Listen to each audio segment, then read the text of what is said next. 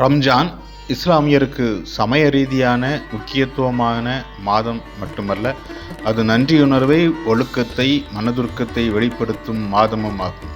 இது தரும் பாடங்கள் சமய நம்பிக்கையை தாண்டி உலக மக்கள் யாவருக்கும் பொதுவானவை. நோன்பு இருத்தல் போதிக்கும் சுய கட்டுப்பாடு உணவுக்கு மட்டுமானதல்ல, கோபம், எதிர்மறை எண்ணம், தீய பழக்க வழக்கங்கள் இவற்றுக்கும் பொருந்தும். இவற்றையும் நாம் விளக்க வேண்டும்.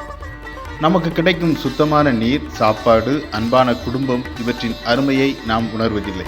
உணவை மறுப்பதன் மூலம் இவற்றை நமக்கு தந்தருளும் இறைவனை நோக்கி கவனத்தை திருப்பி அவருக்கு நாம் நன்றி தெரிவிக்கிறோம். ரம்ஜான் ஈகையை வலியுறுத்துகிறது. மற்றவர்களுக்கு உதவுதல் என்பது ஒரு சமயத்தை சார்ந்தவரின் கடமை அல்ல, அது மனுக்குலத்தின் மாண்பு.